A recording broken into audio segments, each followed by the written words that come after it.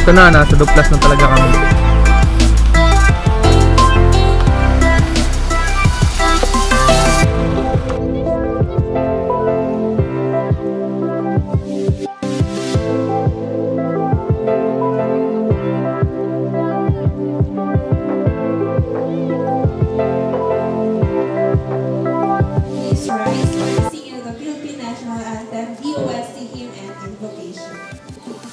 Today we celebrate not just the turnover of computer units, but the empowerment of our learners through access to Starbucks-enabled computer units.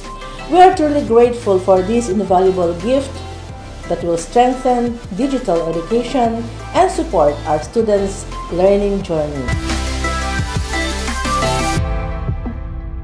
So we're here to celebrate a big step forward in building a better Philippines. So one family, one community at a time. So in short, kasama po kayong lahat sa magandang initiative namin na ito. We are gathered here today for a meaningful event that highlights our continued pursuit of accessible and inclusive education through science and technology. Every school will receive the complete package, computer package, a router. If you can notice, pwede nyo i-try sa Wi-Fi ninyo, meron na kayong access sa Starbucks.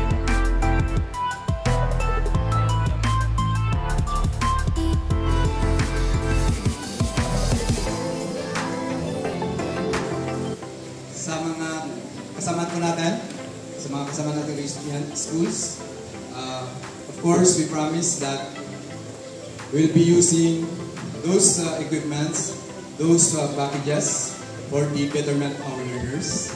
We promise po na mamamaximize po lahat ng mga equipment po na marireceive namin bilang beneficiary. Naku po, excited po ako lalong-lalo na sa Wi-Fi. I would like to express our sincere gratitude for this incredible opportunity. We are truly honored to be one of the fortunate recipients from Region 1.